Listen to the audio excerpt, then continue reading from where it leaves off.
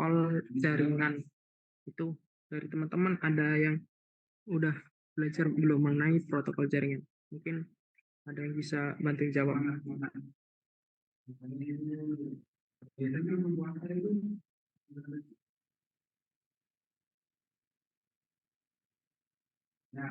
Gimana teman-teman? Puasa semua kan ini? Dengar, Mas.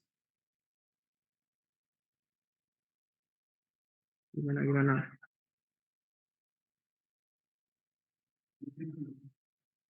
Sebentar. Jaringan itu merupakan aturan yang menjadi acuan harus diikuti dalam melakukan komunikasi. Dengan kata lain, Halo, Mas. Ya, masuk. Gimana? Izin menjawab. Ya, NIM. Mungkin untuk NIM 1029. Ya. Gimana? Untuk protokol jaringan itu kayak ibaratnya aturan-aturan gitu yang kita gunakan ketika membuat sistem jaringannya itu, Mas. Biar jaringan misalkan dari A ke B itu bisa berjalan dengan baik. Oke, benar yang dikatakan tadi. Jadi kita analis. Nah, ini dia protokol. Jadi memang benar protokol itu merupakan sebuah aturan-aturan yang nantinya digunakan sebagai acuan yang harus diikuti dalam melakukan komunikasi. Jadi ketika device satu dan device lainnya untuk berkomunikasi dalam jaringan itu di dalamnya waktu melakukan komunikasi itu terdapat proses atau terdapat protokol-protokol yang harus diterapkan dalam melakukan komunikasi tersebut. Nah, aturan-aturan ini, protokol ini bervariasi.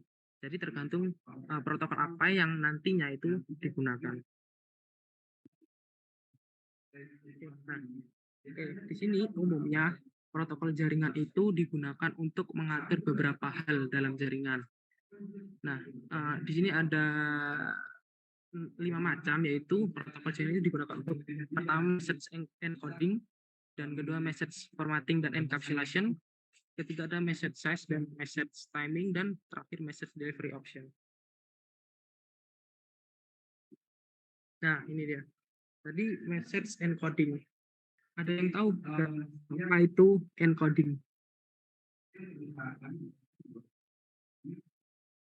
Izin menjawab, Mas. Ya, Lim. Encoding itu kayak proses penciptaan pesan atau membuat pesan yang dari teks menjadi ciphertext. Iya, mungkin ada lagi yang ingin jawab, nambahin. Tadi NIM-nya berapa ya? NIM berapa? 3017.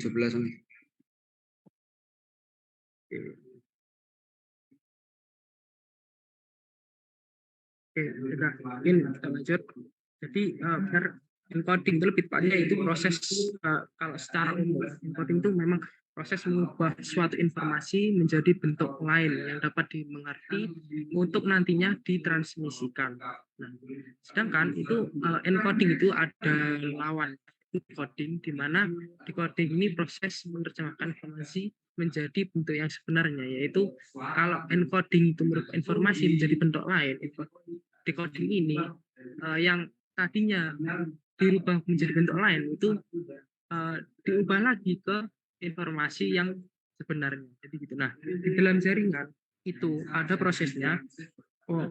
Pertama yaitu message. Dia ketika melakukan komunikasi atau mengirimkan suatu pesan, dia pesan itu dari sumber lalu akan dikirimkan ke penerima. Nah, pas waktu dia mengirimkan pesan yang dikirimkan itu, dia akan diencoder terlebih dahulu, yaitu dirubah ke dalam bentuk lain. Nah, bentuk lain ini di dalam jaringan bisa saja biner kayak 0110 gitu, lalu ditransmisikan melalui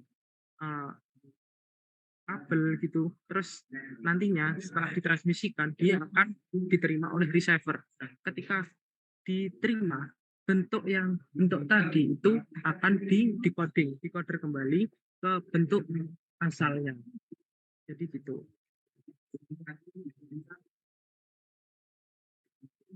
Nah, selanjutnya ada message formatting, di mana message formatting ini pesan yang dikirim harus menggunakan format atau struktur tertentu.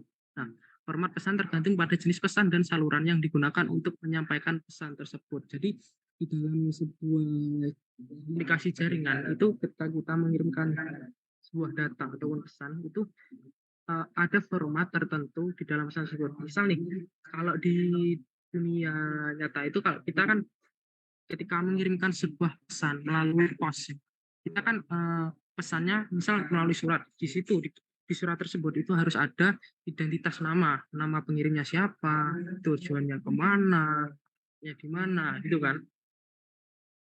Nah, di dalam sebuah jaringan itu ada formatnya sendiri, strukturnya itu sebagai yang ada di kanan ini yaitu version. Nah, jadi di dalam format pesan yang ada di jaringan itu isinya misal seperti version, traffic class-nya berapa, flow label, source IP address-nya, sumber IP-nya itu dari mana, tujuan IP address-nya itu ke siapa. Jadi sebenarnya hampir sama seperti kalau kalian mengirim pos tadi, mengirimkan surat ke pos. Nah, di jaringan itu ada format atau strukturnya sendiri dalam mengirimkan sebuah pesan. Nah, selanjutnya ada tadi setelah formatting ada message timing, message size. Maaf. Jadi message size ini pesan yang dikirimkan oleh host ke host lainnya akan dipecah-pecah menjadi beberapa bagian dan masing-masing pesan tersebut itu akan diberi label alamatnya sehingga bisa disusun kembali waktu diterima nanti. Nah, pesan yang dikirimkan ini memiliki aturan terkait ukurannya yang bisa diinginkan dalam setiap prosesnya. Jadi di message size ini pesan nantinya akan yang pesan yang dikirimkan itu akan nantinya dipecah-pecah lalu dia akan dilabeli urutan. Nah, awalnya jadi awal data itu pesan itu tidak dikirimkan kayak secara mentah-mentah langsung jadi satu kayak gitu. Jadi memang harus di protokol message ini dia akan dipecah-pecah menjadi beberapa bagian seperti ini. Lalu pecahan-pecahan dari pesan ini dia akan dilabeli, misal diurutkan ini 2, 3 begini.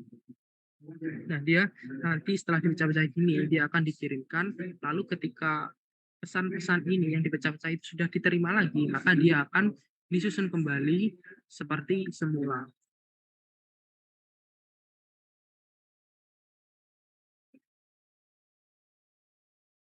Oke, selanjutnya ada message timing.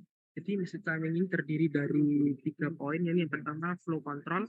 Flow control ini untuk mengatur seberapa banyak informasi yang akan dikirimkan dan seberapa cepat nantinya pesan yang akan dikirimkan tadi. Nah, misalnya ada respon tempat.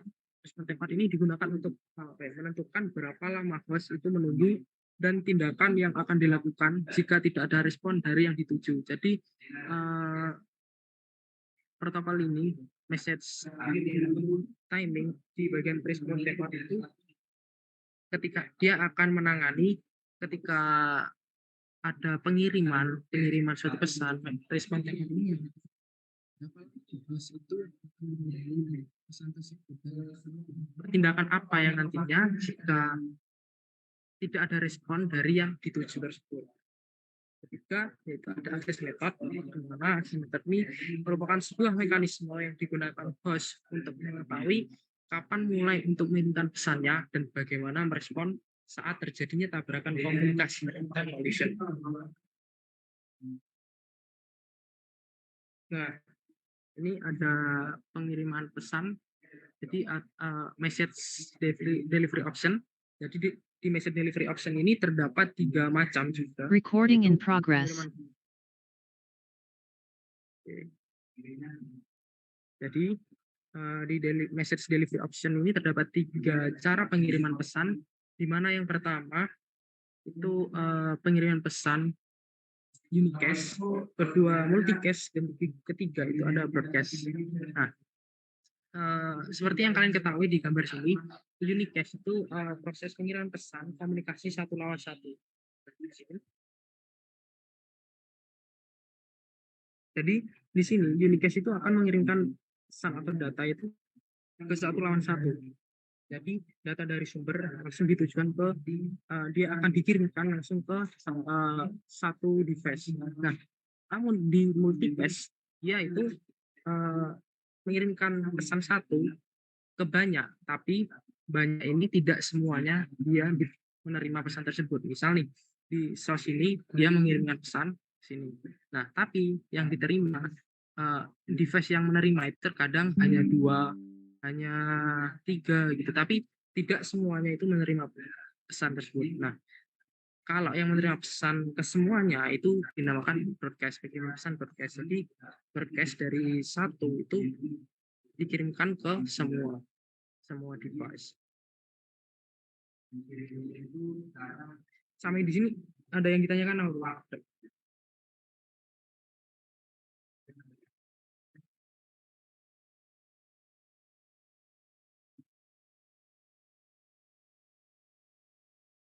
Halo.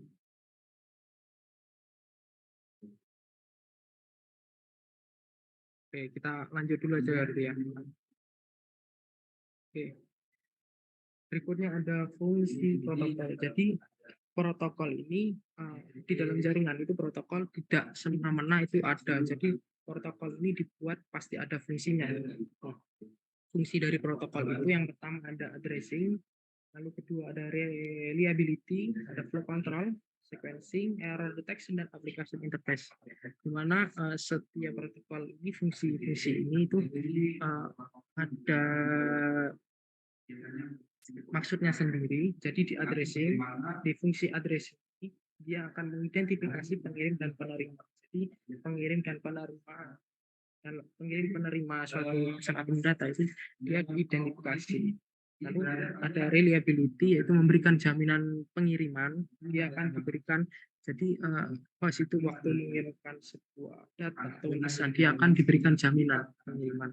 Nah, ketika ada flow control, jadi flow control ini memastikan data mengalir dengan kecepatan yang secara efisien. Keempat ada sequencing, secara unik melabeli setiap elemen data yang ditransmisikan. Ketika ada error detection, di mana error detection ini menentukan apakah data itu menjadi rusak selama transmisi. Jadi dia dicek nanti apakah datanya itu ketika waktu melakukan transmisi itu ada kerusakan atau tidak. Lalu keempat, application interface, di mana komunikasi proses ke proses antar aplikasi jaringan. Jadi ini kayak application interface ini kayak antar mukanya. Nah, ini ada interaksi protokol. Nah, jadi ini interaksi protokol. Jadi sesuai gambarnya di sini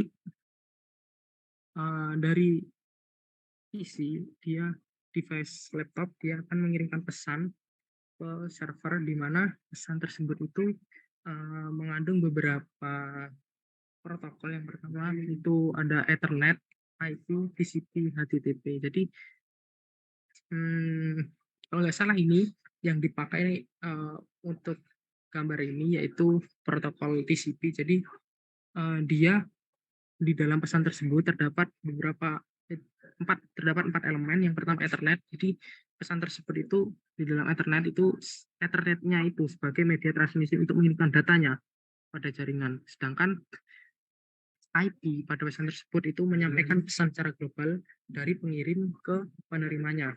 Nah, untuk TCP di sini, TCP ini untuk mengelola percakapan secara individu, lalu bisa memberikan jaminan pengiriman dan mengelola aliran kendali dalam proses pengirimannya. Lalu HTTP, di mana HTTP ini dia mengatur bagaimana jalannya interaksi antar web server dengan web client dan mendefinisikan konten dan formatnya.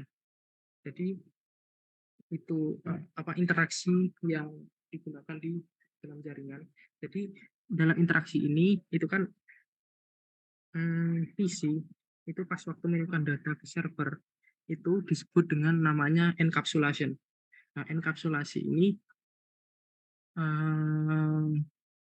proses penambahan informasi di router ke data yang akan dikirim. Jadi ini kan dikirimkan ke server. Nah, jadi PC ke server ini dinamakan dengan encapsulation. Sedangkan nantinya ketika PC ini mengirimkan itu enkapsulasi. Nah, server ini nanti akan menerima pesan tersebut lalu akan mengembalikannya untuk PC ini menerima apa yang direquestkan tadi. Proses mengembalikan pesan ini namanya mengirimkan ulang pesan ini namanya di encapsulation. Jadi dari dekapsulasi maksudnya. Jadi kalau PC ke server itu namanya encapsulation, server ke PC dia di dekapsulasi.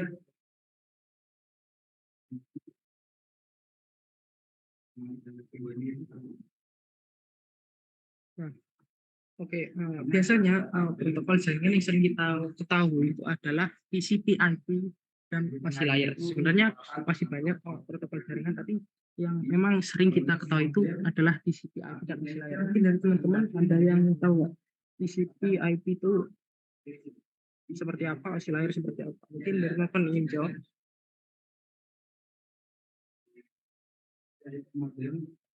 Ada yang tahu TCP/IP?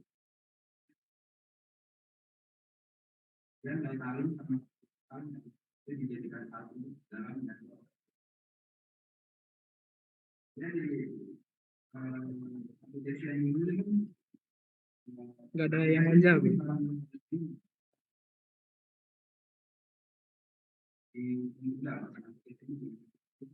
Oke.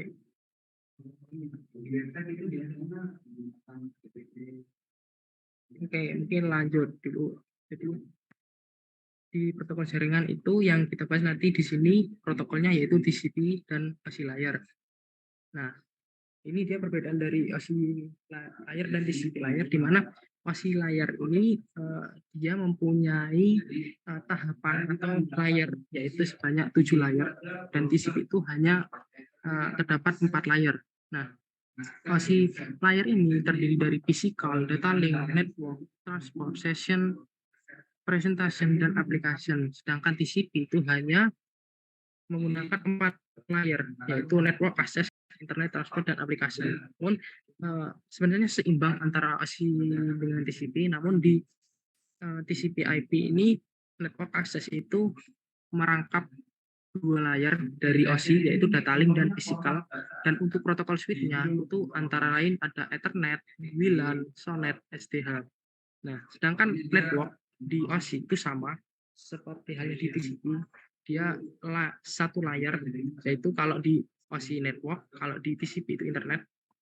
Nah, untuk berikutnya transport itu sama, OSI juga satu layar, transportnya satu layar, dan TCP tidak ada penggabungan dari OSI, hanya satu saja transport. Nah, protokolnya itu ada TCP dan UDP. Nah, sedangkan untuk di TCP berikutnya ada layar keempat atau layar terakhir yaitu application.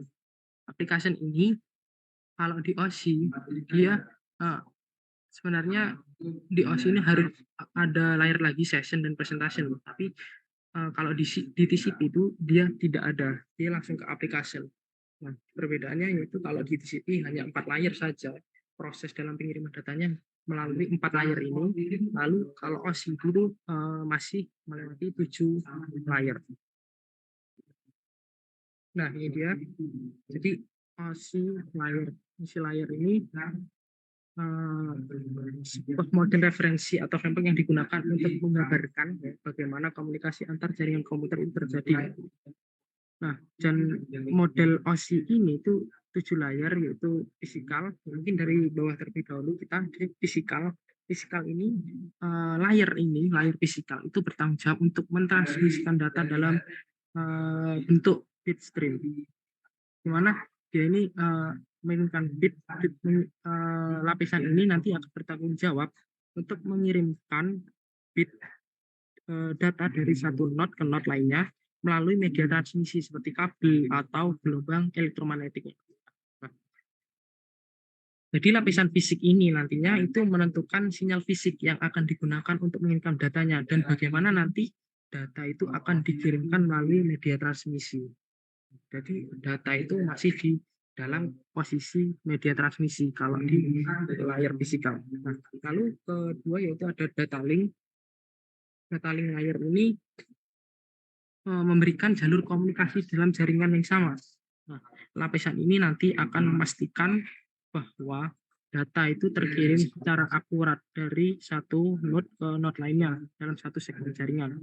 Jadi lapisan ini nantinya juga memastikan bahwa data itu tidak saling bertabrakan atau tumpang tindih saat dikirimkan. Jadi data link nanti tugasnya yaitu memastikan itu bahwa data tadi kan kalau yang di fisikal datanya masih di dalam penentuan media transmisinya, yaitu ternyata ini pakai kabel, ini pakai transmisi gelombang elektromagnetik di fisikal. Kalau data link nanti dia akan lebih ke dalam lagi, dia untuk memastikan tugasnya memastikan bahwa data itu tidak saling bertabrakan ketika nanti melakukan proses ke pengiriman ke layar selanjutnya. Nah, ketika sudah melewati layar fisikal, layar data link, data nanti akan melewati layar network, di mana network ini mencari jalur komunikasi terbaik antar jaringan atau kita sebut dengan nama lain routing.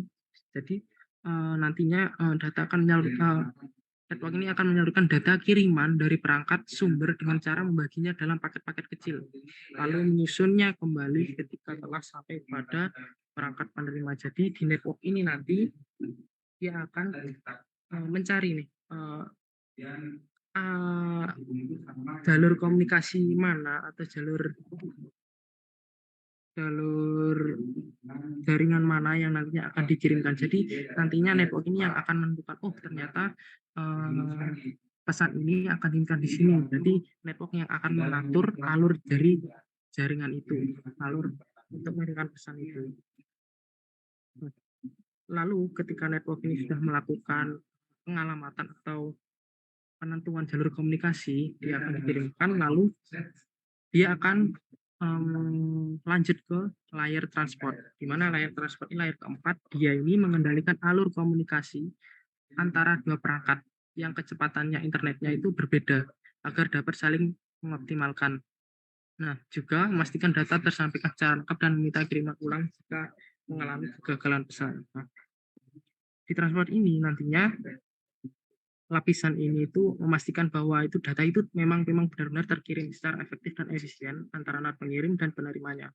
Nah, lapisan transport ini itu memecah data, nanti transport ini juga memecah data menjadi segmen-segmen, lalu memberikan nomor urut untuk setiap segmen dan memastikan segmen-segmen tersebut itu disusun kembali dengan benar di sisi penerimanya. Nah, lalu dia ke layar berikutnya lagi yaitu session, di mana session ini membuka jaringan dalam durasi waktu yang cukup agar pertukaran data itu berjalan dengan baik.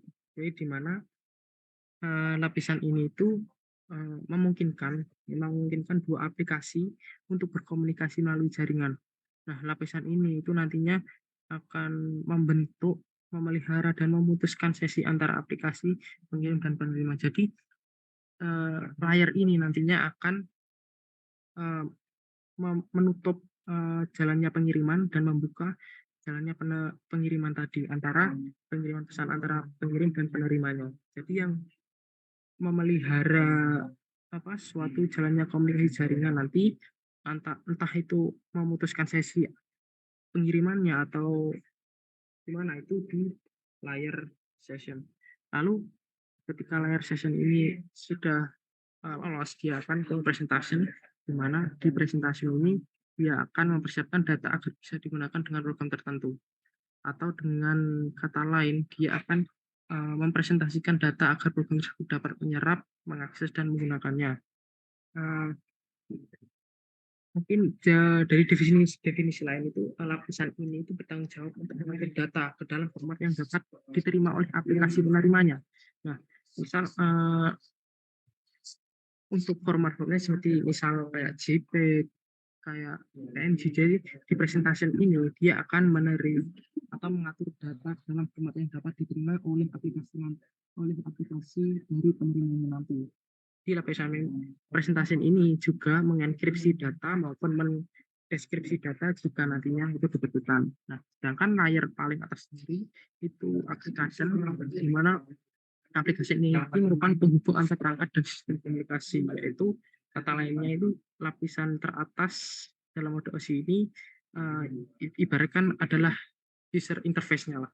Jadi dia nanti berisi aplikasi jaringan yang digunakan untuk memproses data seperti email, browsing web, atau file transfer lainnya. Jadi aplikasi ini nantinya yang akan langsung berkomunikasi dengan penerima.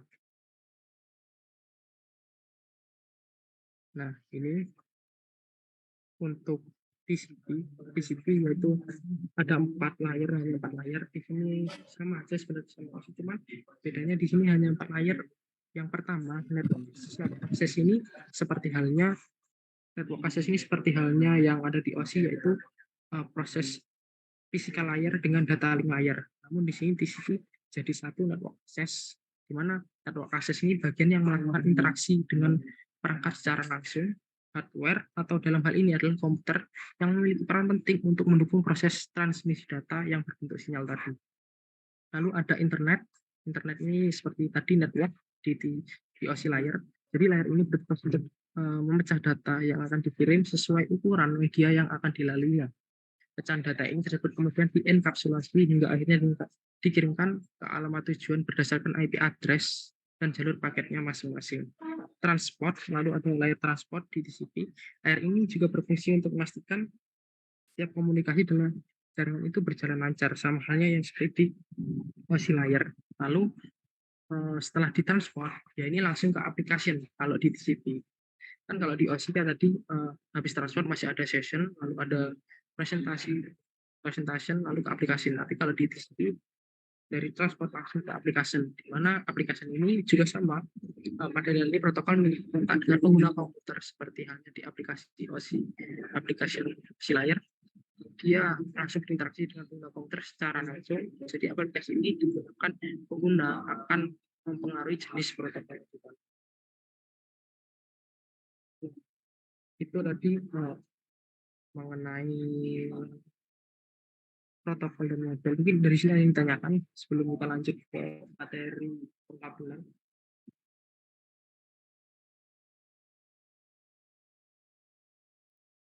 Gimana, Rek? Ada yang ditanyakan?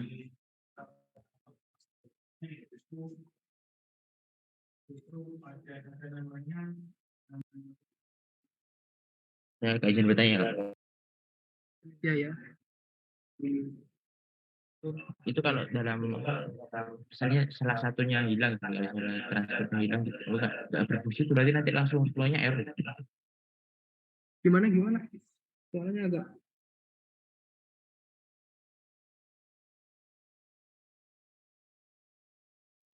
ini kan ada tahapan-tahapannya itu. Kalau misalnya salah satu tahapannya hilang itu, iya. nanti langsung nggak bisa jalan itu kok berarti itu.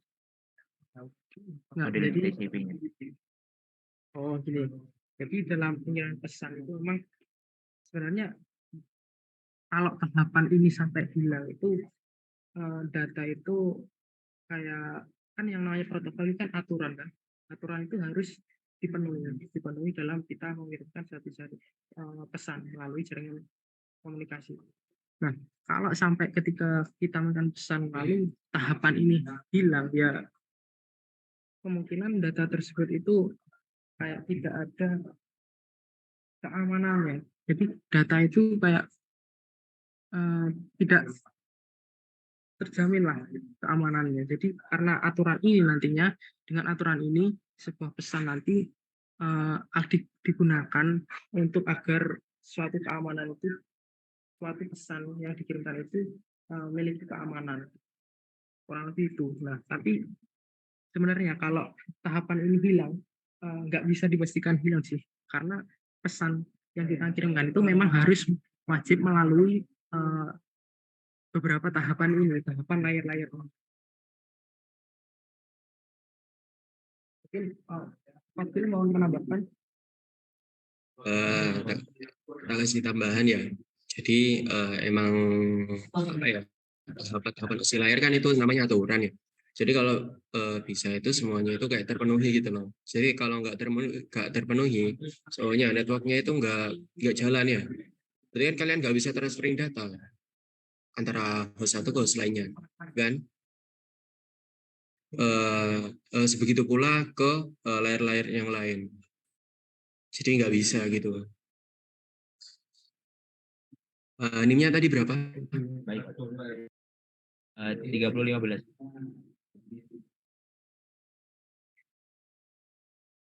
Ada Mungkin yang ada perlu yang lagi? lain.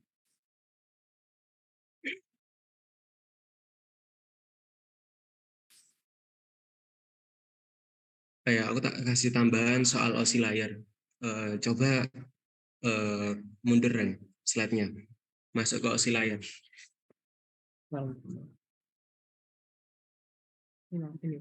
Nah, yang barusan.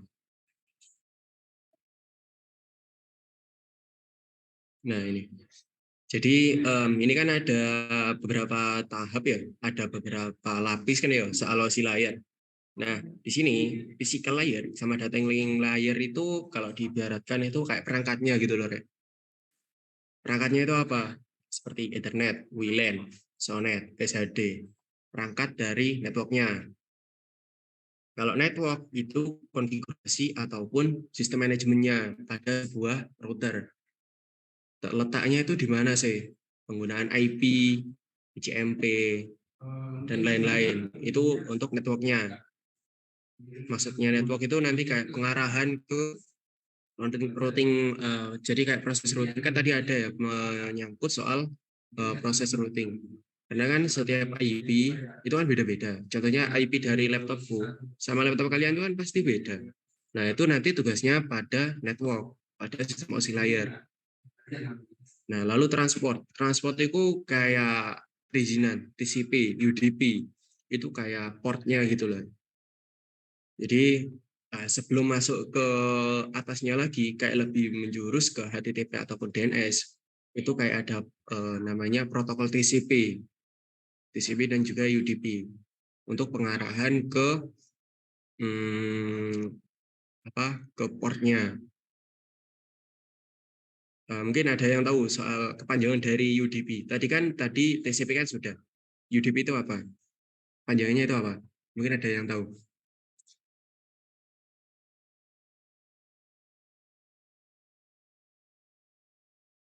Halo? Mau jawab, Mas. Oke. Apa? UDP kan ya, Mas? Iya. User Datagram Protocol. Oke. NIM? NIM 3011.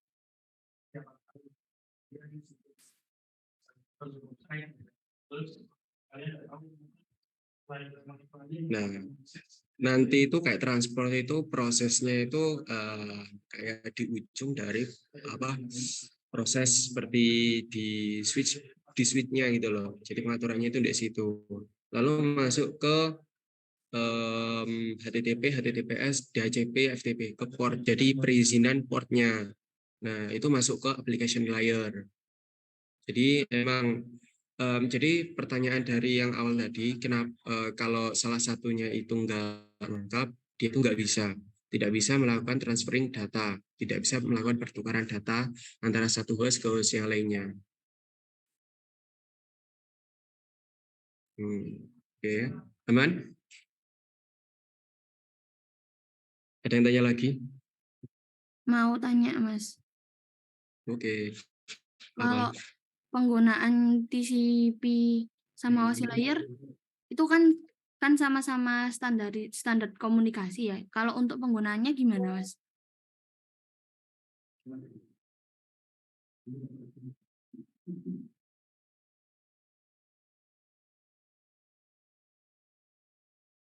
Gimana tadi?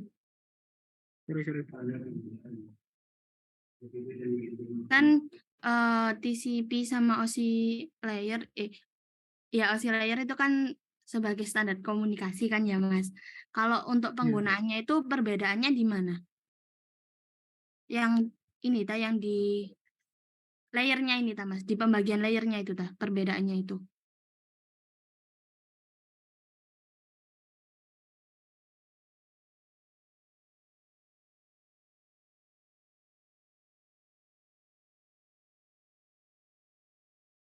Ya, kalau dari perbedaan mungkin bisa langsung ke dari lainnya ya. Memang dari penerapannya udah beda layarnya. Jadi tapi kalau kebanyakan memang sering kita lihat TCP IP ini yang sering digunakan oleh orang-orang lain dalam penerapannya. Jadi karena mungkin di TCP ini layarnya dibilang sedikit ya, karena dari network access langsung ke internet, transfer langsung ke aplikasi. Nah, jadi kalau secara perbedaan mungkin dari segi layarnya saja, karena kalau dari fungsinya itu sama OSI layar dengan TCP. Menjawab Mas, terima kasih. Oke, tadi ini berapa? NIM 3011. Oke. Mungkin ada lagi yang mau tanya? Belum lanjut ke materi selanjutnya.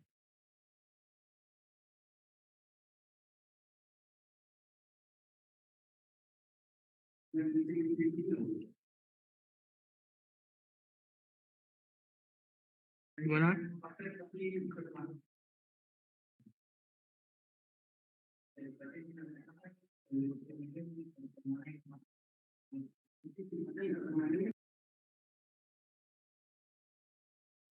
Lanjut ke materi. Nah.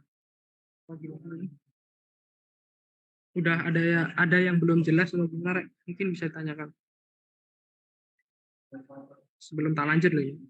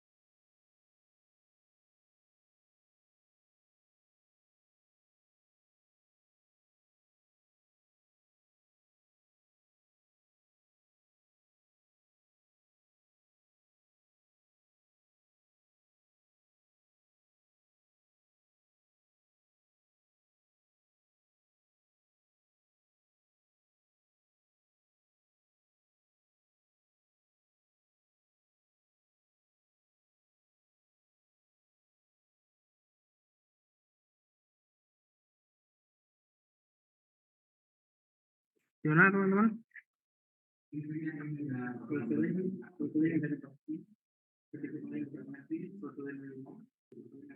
Ada yang ditanyakan lagi atau enggak? Atau mau dilanjut? Ya dulu Kak, Gimana? lanjut dulu Kak, lanjut dulu. Oke.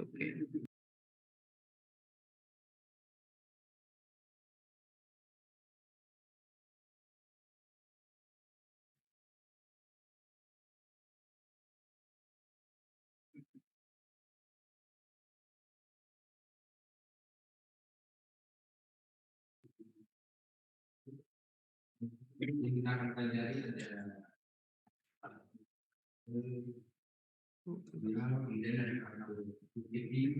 Ya, untuk materi OSI layar tadi aman nggak, Rek? Ada yang masih Recording ditanyakan apa stopped. belum? Recording in progress. Soal OSI layar? Nggak ada yang ditanyakan?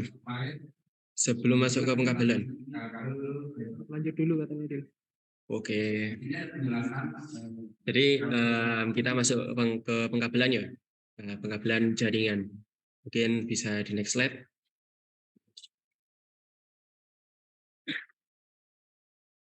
Nah, ada yang tahu nggak jenis kabel pada jaringan komputer?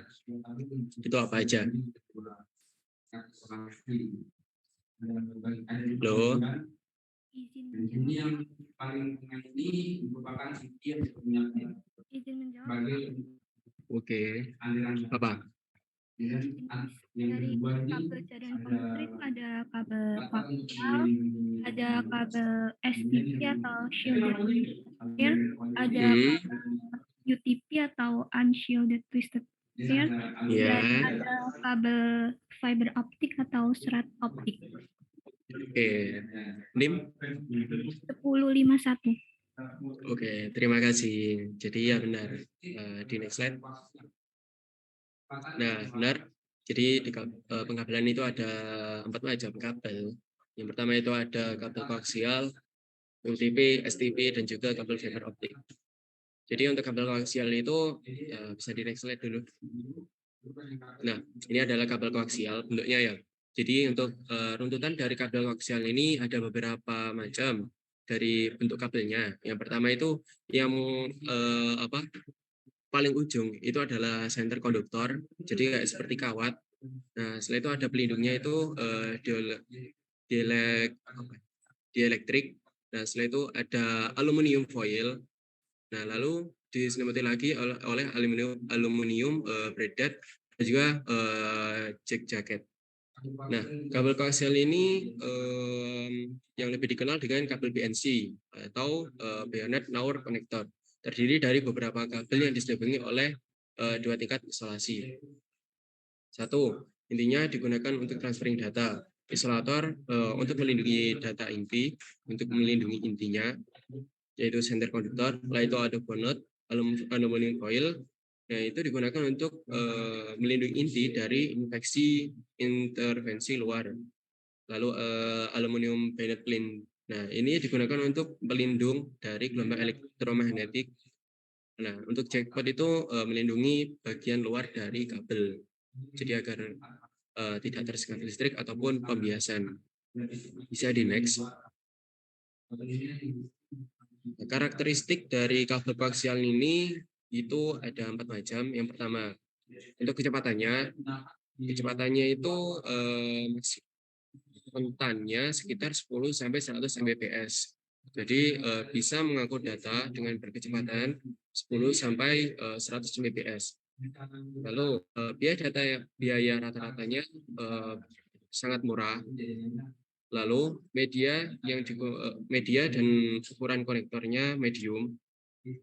Lalu panjang kabelnya maksimal itu 500 meter. Nah, setelah 500 meter, itu biasanya seperti halnya dikasih tambahan penguat sinyalnya. Penguat sinyal dari kabel tersebut. Musik unggulan. Selain sebagai kabel yang menyambung televisi atau antena, kabel koaksial ini dapat diartikan sebagai media untuk transmisi data untuk menyalurkan sinyal listrik. Selain itu, kabel koaksial juga dapat digunakan untuk jaringan LAN. Nah, kelebihannya itu harga murah, lebih kuat, menahan gangguan eksternal. Dapat digunakan transfer data analog maupun digital. Pemasangannya untuk kekurangannya, pemasangannya itu sedikit rumit, biaya perawatannya mahal, batas maksimal koneksi itu hanya 30 device. Nah, jadi untuk kabel koaksial ini biasanya itu digunakan untuk antena maupun TV kabel yang terdapat di rumah-rumah kalian. Itu biasanya menggunakan kabel koaksial ataupun kabel BNC ini.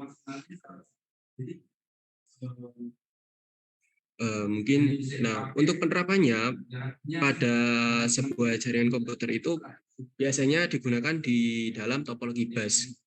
Kemarin kan kalian udah membahas soal topologi ya. Nah, itu penggunaan kabel koaksial ini ditetapkan dalam pembuatan sebuah topologi, yaitu topologi bus. Bisa di next. Nah, lalu ada kabel UTP. Kabel UTP ini, kabel UTP adalah kabel yang memiliki 4 pasang kabel yang melilit dengan standar warna yang dilapisi plastik bagian luar kabel. Kabel ini hanya mampu mentransmisikan data paling jauh 100 meter, digunakan untuk indoor. Nah, jadi untuk kabel UTP ini kabel UTP ini hanya digunakan di dalam ruangan, Rek. Nah, untuk kabelnya itu ada 4 warna, yaitu 8 warna. Itu warnanya itu putih oranye, putih hijau, putih biru, putih coklat. Nah, bisa dilihat pada di slide ini.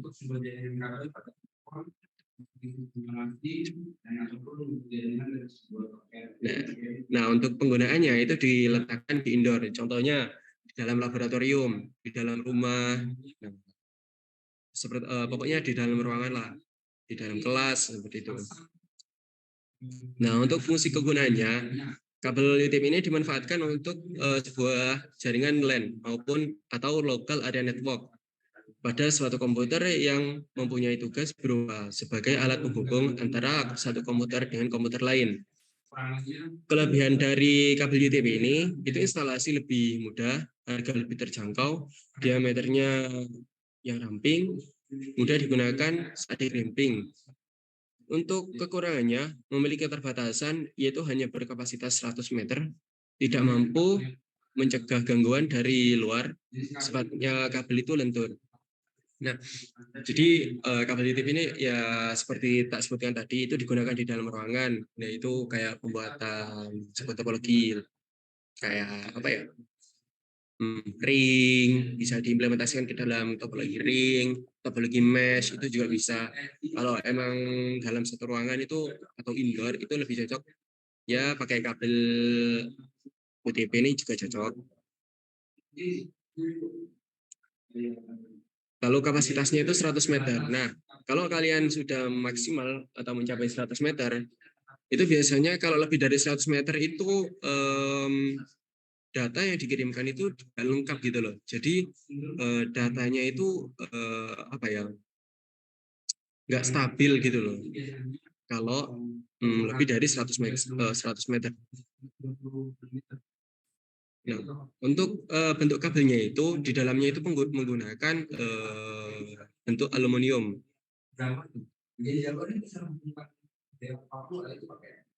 Nah, kalau sudah 100 meter penggunaan kabelnya itu biasanya digunakan atau apa?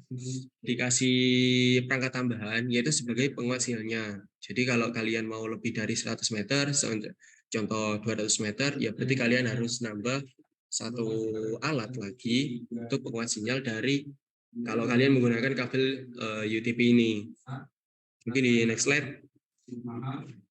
Nah, lalu ada kabel STP. Nah, sebenarnya kabel UTP sama STP itu hampir sama ya. Dalam segi bentuk, warna itu sama. Yang membedakan itu adalah ini, adalah aluminium foil dan juga kulit luarnya itu lebih tebal. Nah, kabel UTP ini biasanya digunakan di outdoor. Kabel STP ini biasanya digunakan di outdoor. Nah, aluminium foil yang khusus itu dirancang agar dapat mengurangi gangguan elektrik serta memiliki tambahan satu kawat sebagai cording yang biasanya digunakan di outdoor. Nah, kawatnya ini biar nggak ketukuk-tukuk gitu loh. Jadi emang harus apa ya? Kalau kita taruh di luar itu biar nggak lemes, nggak apa ya? Nggak gelandot gitu apa ya rasanya? Ya biar nggak apa ya? Nggak gantung gitu loh, Rek. Jadi agar lebih erat gitu, kaku kabelnya. Next. Nah, fungsi atau kegunaan. Nah, kabel STP ini dimanfaatkan untuk sebuah jaringan kabel pada telepon, untuk bisnis instalasi ataupun untuk jaringan dalam sebuah token IPM yang mempunyai kinerja kerja sebagai media untuk transmisi berbagai data. Kelebihannya, kualitas lebih terjamin, bisa digunakan jarak jauh, ya meskipun hanya 100 meter, mampu mencegah gangguan dari luar, cuaca, gangguan listrik, dan lain-lain. Nah, itu kegunaan dari aluminium itu. Jadi, dia itu aluminium ini kayak bisa apa ya, mencegah gangguan cuaca, gangguan listrik, lebih stabil gitu loh untuk proses transferring data. Kekurangannya, harganya lebih mahal, pasti. Nah, menggunakan konektor memiliki merek brand yang terkenal. Nah, konektornya itu nggak semua konektor bisa digunakan. Kalau nggak salah itu kalau konektor yang bisa apa ya, yang biasa digunakan untuk kabel STP ini ya biasanya pakai apa itu? Lupa. Zimlink itu bisa.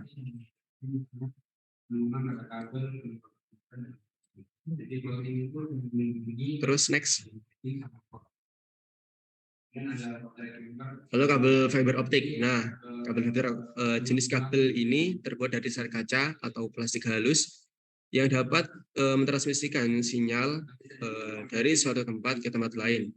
Diameter kabel fiber optik ini pada umumnya berukuran 120 mikrometer. Sedangkan sumber cahaya dapat bersinar dapat berupa laser ataupun sinar LED. Nah, karakteristik fiber optik. 1. Beroperasi pada kecepatan tinggi GB per detik. Jadi 1000 Mbps per detik. Lalu 2, mampu membawa paket-paket yang berkapasitas lebih besar. 3, biaya rata-rata per node cukup mahal. 4, media atau ukuran konektor lebih kecil. 5, kabel terhadap interferensi elektromagnetik. 6, jarak transmisi yang lebih jauh, bisa sampai 2 sampai 60 km.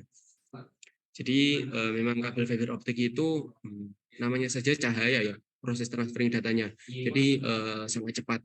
Itu bisa beroperasi sampai 1000 Mbps per detik. Next. Untuk cakupannya juga sangat jauh. Jadi kalau dari sini ke mana ya? Dari Jember ke Ambulu itu mungkin kita tinggal nambahin kayak nambahin penghubung aja. Jadi kan kalau kabel fiber optik itu ada ada kapasitas maksimal pembeliannya itu kalau nggak salah satu roll itu sekitar 1 km untuk satu rollnya gitu.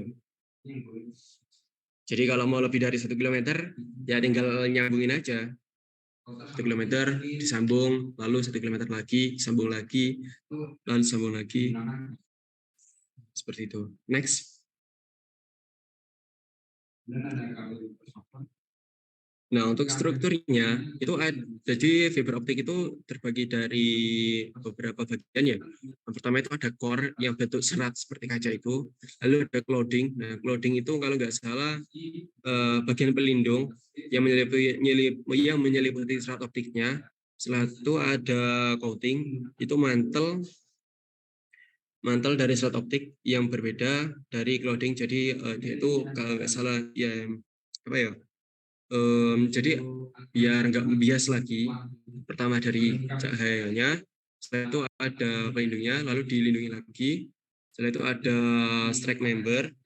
Nah, strike member ini dan outer jacket, lapisan ini merupakan bagian yang sangat penting karena menjadi pelindung utama dari sebuah kabel fiber optik.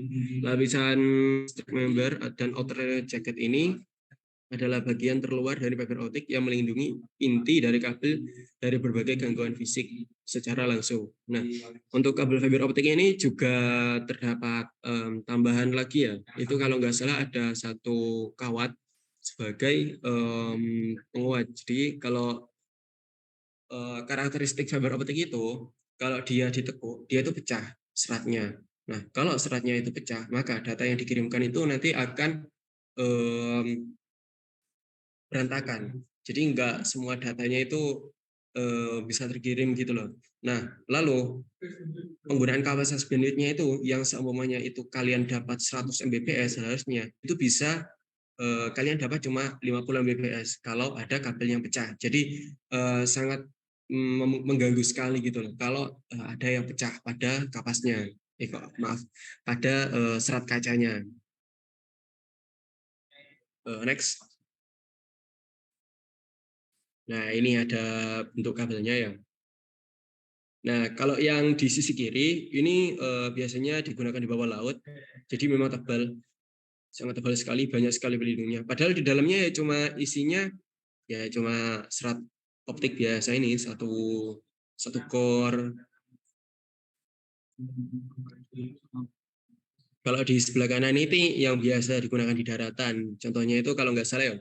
Kalian kalau keluar dari jalan raya, lihat di atas kan itu banyak ya kabel-kabel fiber yang berantakan di luar itu. Nah, itu kabel fiber optik yang biasanya digunakan. Next. Lalu teknik pekabelan. Nah, kita masuk ke teknik pekabelan. Teknik pekabelan itu ada dua, yaitu strike dan juga crossover. Next. apa yang membedakan dari kabel strike dan juga cross itu ini ada yang bedanya. Nah, kabel strike ini biasanya kabel ini berfungsi untuk menghubungkan dua device yang berbeda. Misalnya sebuah kabel kabel tipe ini digunakan sebagai penghubung antara komputer dan juga switch, router dan switch. Jadi untuk kabel strike itu biasanya digunakan untuk perangkat yang berbeda. Contohnya itu ada komputer dengan switch, switch dengan router dengan server, seperti itu. Jadi perangkatnya yang berbeda-beda. Next. Nah, beda sama crossover. Kalau crossover itu ya dia itu sebagai penghubung antara dua perangkat yang sama. Contohnya kalian PC dengan PC, router dengan router, lalu ada switch dengan switch, seperti itu. Tapi kalau switch dengan switch itu biasanya bisa menggunakan dua metode ya. Jadi kalian bisa menggunakan strike dan juga menggunakan cross, tergantung switch-nya. Jadi tergantung switch-nya. Bisa menggunakan strike dan juga bisa menggunakan cross. Kalau switch-switch yang biasa digunakan di sekolahan-sekolahan, server-server lokal, kalian menggunakan strike juga bisa. Next. Nah, ini adalah bentuk atau susunan dari kabel strike dan juga cross. Nah, untuk urutannya, ini ada pertama putih oranye untuk strike, putih hijau biru, putih biru hijau, putih coklat. Untuk ujung A, untuk ujung B juga sama, putih oranye, putih hijau biru, putih coklat, putih coklat. Nah, kalau cross dia itu beda. Nah, untuk susunan kabelnya itu dibolak-balik gitu.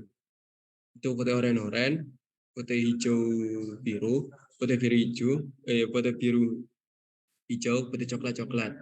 Nah, untuk ujung B-nya itu berbeda. Putih hijau, putih oranye biru oranye, putih coklat. Jadi berbeda. Soalnya setiap perangkat itu terkadang itu kalau satu perangkat yang sama kita gunakan strike itu dia itu ada kesalahan di jadi kan di setiap perangkat itu ada pin-nya ya. Kalau menggunakan contohnya komputer di Ethernet-nya kan itu ada pin-pinnya ya untuk di Ethernet. Nah, itu kalau komputer to komputer dia gunakan strike, dia itu tempuk. Jadi data yang dikirimkan itu nggak utuh gitu. Soalnya terganggu oleh listriknya. Jadi listriknya itu tempuk gitu lah. Kan bisa nanti itu mengakibatkan konsleting pada perangkat komputernya. Nah, jadi untuk kabel UTP dan juga STP itu, jadi ada 4 kabel yang bisa menggunakan transfer data. Maksudnya 4 kabel tersebut digunakan untuk transfer data dan 4 lainnya itu sebagai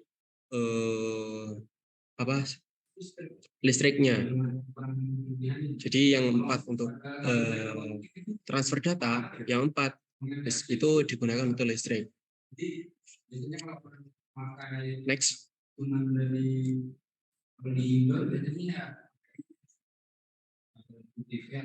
Next. Bisa di next.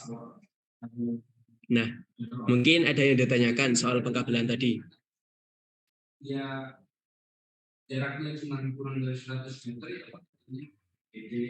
Gimana? Jaraknya tadi kan ada kabel fiber optik ya Mas. Nah itu kan Iya. transmisi data melalui cahaya.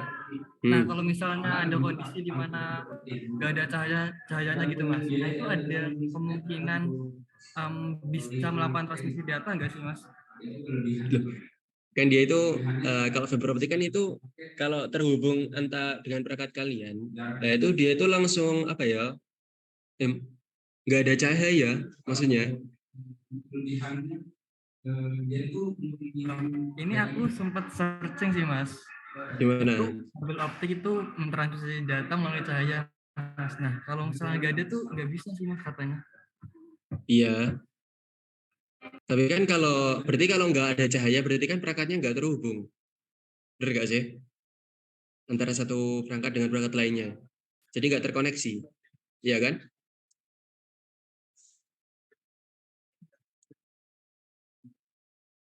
Jadi ya, Belum paham Mas. jadi ya kalau contohnya kabel apa ya? Contoh charger kalian wes. Kalau charger kalian itu ada listrik, lalu kalian masukkan ke handphone, dia itu hidup kan langsungan handphonenya, iya kan? Iya Kalau Mas. fiber optik juga gitu. Jadi em, kalau ada pusat dari inti sebuah data yang mau dikirimkan, lalu di pojoknya di ujungnya itu nggak ada tujuan, maksudnya itu nggak ada perangkat lagi, dia kan nggak bisa terhubung, maka dia nggak ada cahaya.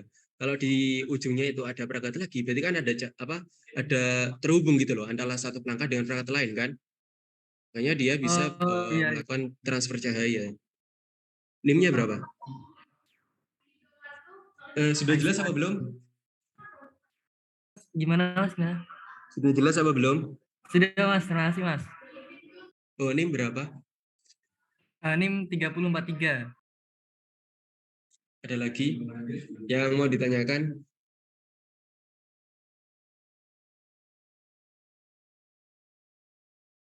Mas, misi Mas mau nanya. Oke, gimana? Yang kalau kabel CCTV itu pakai kabel apa, Mas? Kabel CCTV itu kalau nggak salah, aku lupa ya namanya. Dia itu ya sama, pakai BNC, koaksial. Cuman kalau kabel CCTV itu ya, satu paket kabel CCTV itu ada dua koaksial. Jadi ada dua ujung gitu. Dua ujung. Dua kawat untuk transfer datanya gitu loh. Nah, itu kalau kabel CCTV. Soalnya kan nanti kalau di CCTV-nya itu ada dua port BNC untuk menghubungkan ke kabelnya gitu loh. Jadi penggunanya itu ya menggunakan kabel koaksial itu. Jadi kalau kabel koaksial ditetapkan digunakan untuk membuat sebuah topologi jaringan. Nah, itu cuma kalian bisa menggunakan satu serat. Kalau CCTV itu dua serat.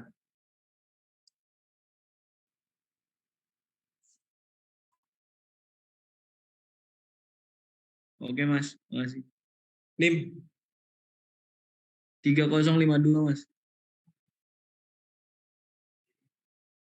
ada lagi? Ayo kelas B, kelas E.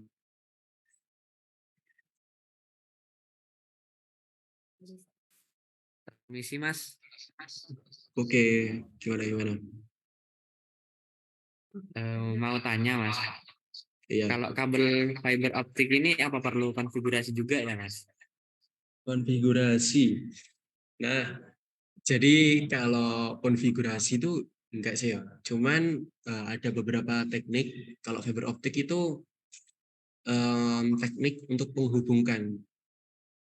Jadi menghubungkan antara satu kabel. Jadi kalau kabel optik kalian itu putus, nah itu nanti ada alat untuk menyambungkan. Jadi soalnya kan itu yang disambungkan itu kan bentuk kaca ya. Jadi ada itu nama alatnya itu apa ya? Toolkitnya fiber optik itu apa Ren? Kalau nggak salah Ren, aku lupa kan. Apa? Toolkitnya fiber optik itu loh. Splicing. Nah, splicing. Nah, splicing itu digunakan untuk menghubungkan. Jadi kalau kabelnya itu putus ataupun patah, itu biasa disambung lagi. Nah, itu menggunakan splicing. Ya, memang tapi alatnya sih mahal untuk splicing untuk menghubungkan satu kabel dengan kabel lain kayak disambung lagi itu alatnya yang mahal. Paling murah itu kalau nggak salah ya sekitar 10. Tapi dulu sekitar 20, tapi sekarang turun 10 ada, 9 ada. 9 juta. Itu cuma buat nyambungin kabel.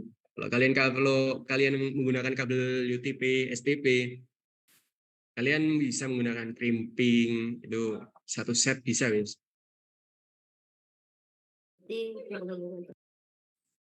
Gimana? Iya Mas, terima kasih Mas. NIM berapa?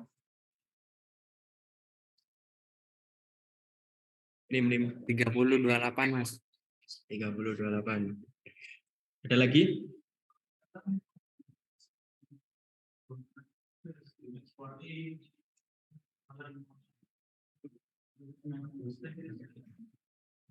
Oh iya, Rek. Di sini teman-teman ada yang udah pernah ngelakuin ngerimping kabel nggak?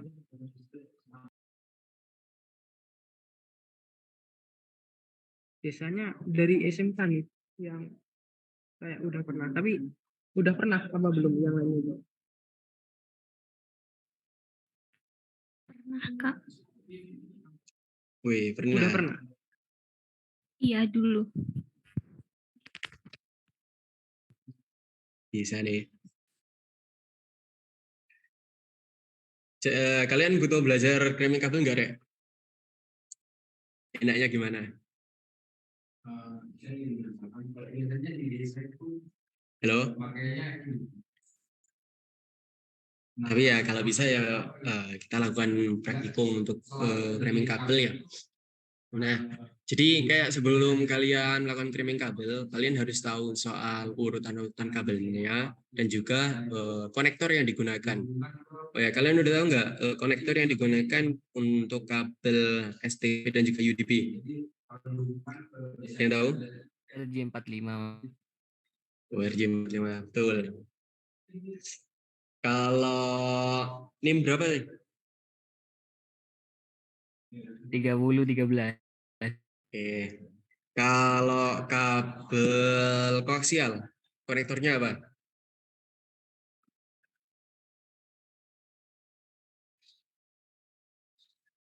Halo? PNC Mas. Apa? PNC, British Knuckle Connector. Oke, benar. NIM berapa kan? 3017. Oke. Terus kalau fiber optik,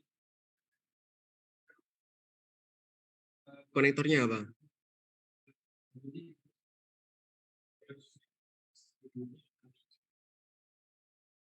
Halo. Nggak ada yang tahu, Rek.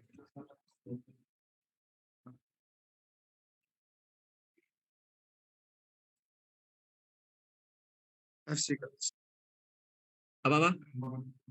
FC fiber connector. Kurang jelas suaranya. Bisa diulang. FC. FC. Ya, fiber connector. Iya, nama konektornya apa? Kayak SC. Oh ya, bener. NIM 3071.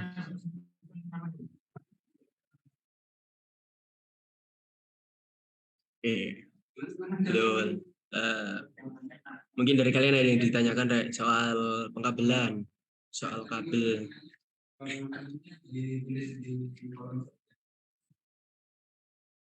Ataupun tanya-tanya soal yang tadi OC layer, ada yang belum paham, juga bisa ditanyakan.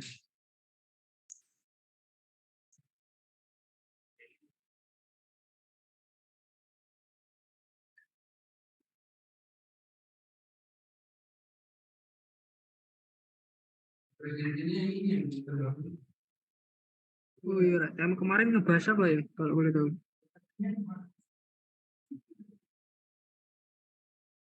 Halo?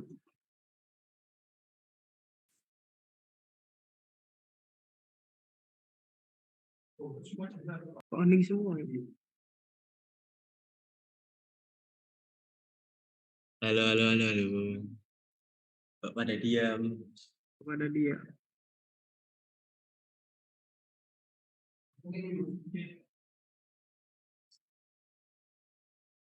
Halo, Rek. Gimana?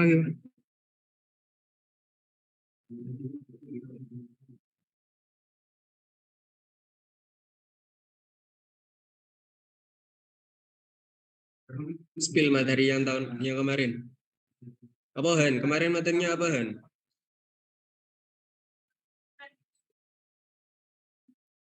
Handrean.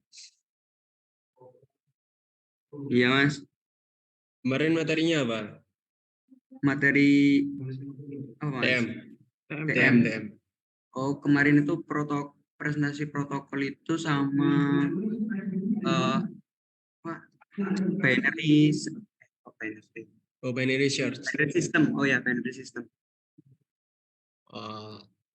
Dari binary system ada yang ditanyakan.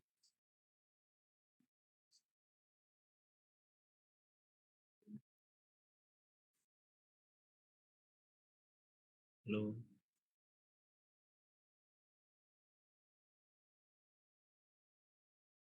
Oke, kalau nggak ada ya aku yang tanya ya. Jadi tadi kan di OSI layar itu ada sizing message.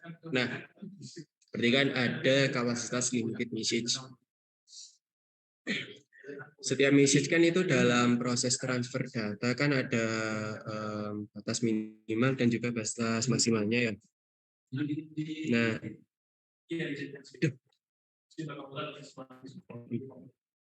halo, masuk suara aku?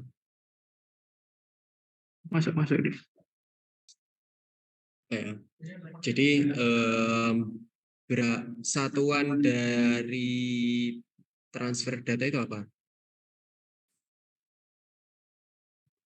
Satuannya. Jadi kan ada ya, pas transfer data kan itu bentuknya itu gini wis. Bentuk dari proses transfer data itu apa? Jadi kalau kalian kirim data antara satu host ke host lainnya itu kalau udah kalau masuk ke media transmisi itu bentuknya apa? Bit Mas. Bit. Nah, kalau bit, lalu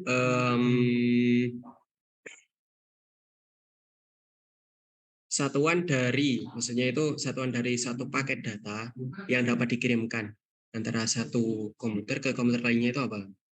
Berapa? Jadi kan kalau bentuknya itu kan bit. Nah, untuk satuannya itu apa? Kilobyte. Benar. 1 kilobyte berapa bit? 1 kilobit 1000 bit. Berapa? 1000 bit. 1000 bit. Ya, 1 kilobit.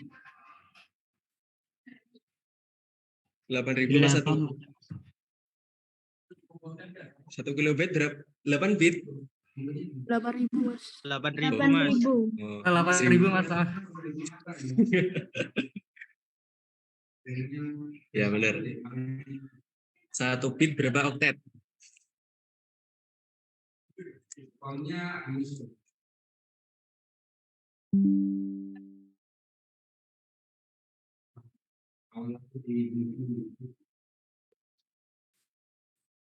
Ayo, 1 bit berapa oktet? 0,125 bit. Oktet. Salah. Ada lagi? Apa Mas tadi pertanyaannya Mas? 1 bit berapa oktet? Paham nggak oktet itu Korek? 8. Ya. Nim, nama? Iya Nim. Tadi siapa aja yang udah jawab? Saya Mas, saya. Nim. 3043. 3043. Lalu siapa lagi tadi? Ya. Nama 15. Nim. 3015. Ya. Ada lagi? Ini yang jawab termasuk yang jawab 1 kilobit bareng-bareng itu ya Mas? Iya, nggak apa-apa. Iya, jawab tapi salah Mas. Nggak apa-apa wes. 10.44 Mas. 10.44. 30.53 Mas. 30.21. 30.53. 31. Oke, ada lagi? Nggak ada?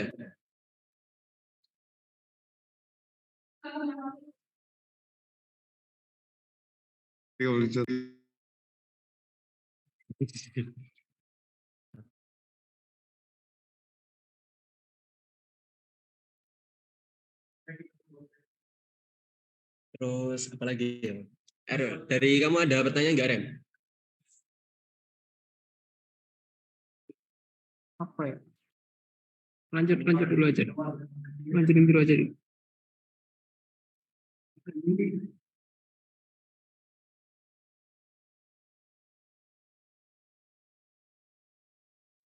Gimana, ada pertanyaan nggak, Rem?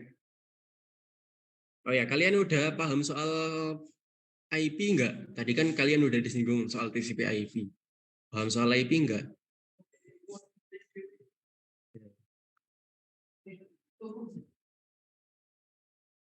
Halo. Tadi kan sudah ada bahas soal message formatting, ada address penerima dan juga address dari pengirim. Ada yang paham soal tentang alamat IP?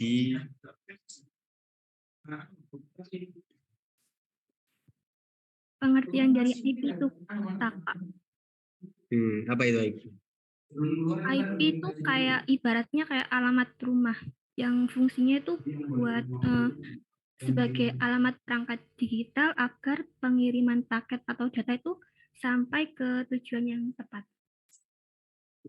Oke.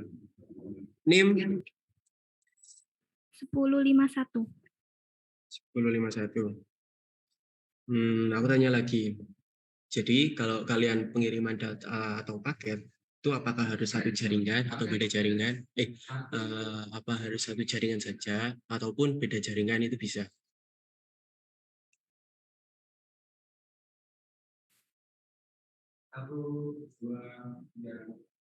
Ada yang bisa jawab?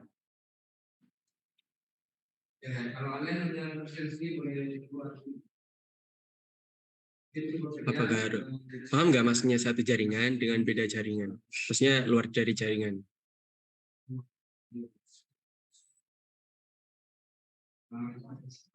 Halo? Kalau boleh tahu ini maksudnya network ID-nya tuh beda, Mas. Ya. Kalau gitu jawabannya tuh gak bisa, Mas. Soalnya kalau mau beda. Gini pertanyaanku. Dalam transferring data, nah itu apakah harus satu jaringan saja atau beda jaringan itu bisa? Ataupun ya. Lalu kalau kalian itu beda jaringan, itu proses apa yang digunakan? Tadi kan udah disinggung kan soal network layer. Iya, benar. Prosesnya kalau pengiriman ini ada di network layer. Jadi Gimana? tujuan. Bisa dijelaskan? Ada yang bisa? Kita kasih nilai plus, ya.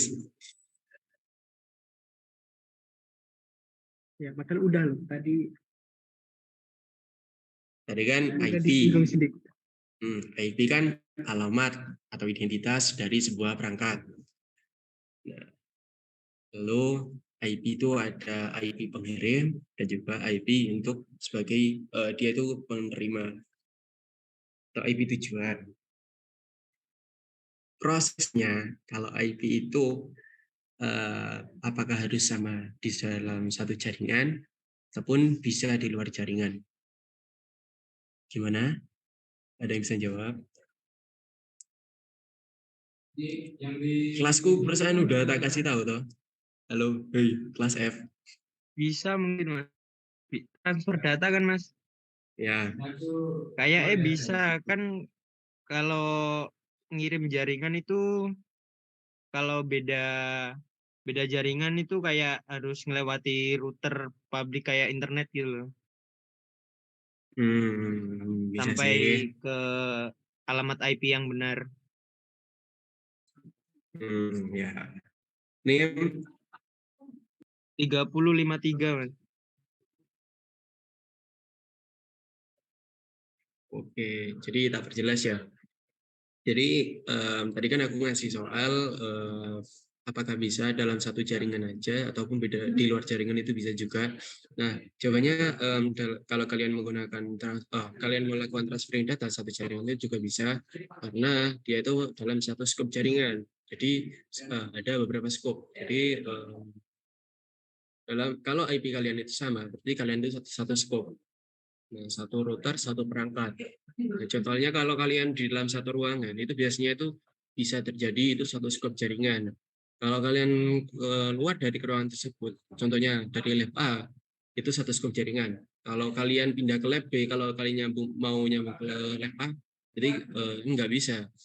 Jadi harus ada media penghubung atau media yang mengalokasikan proses transferring data. Jadi proses pemetaan data.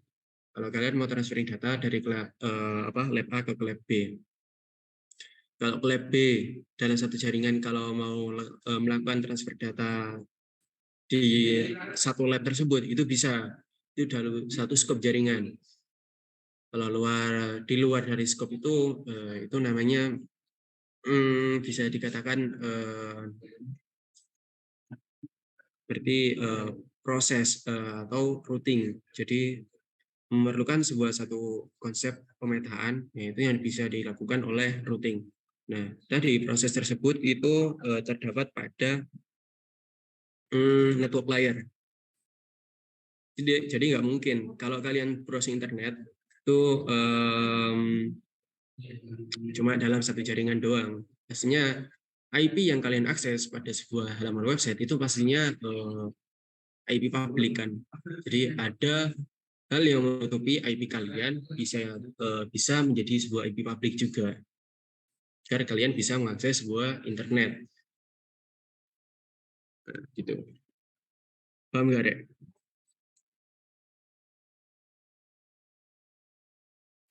Halo, diam semua ya. Wes luwe ta? Nunggu ngabuburit, Cak. Mau ngabuburit aja. Ini sambil ST, Mas. Sambil minum kopi. Wonogiri. Kayak ada yang ditanyakan lagi nggak? Gimana, Rek? Aman kakak ya, aman. Oke, ini karena zaman mungkin kalian ini ya presensi terlebih dahulu. Linknya tak kirim ke ini Zoom meeting chat. Nah, oke, sebelum kalian keluar kalian absen dulu. Tak tunggu sampai jam berapa nih? Recording stop. 16. Jam 4 pas. Jam 4 pas. 16.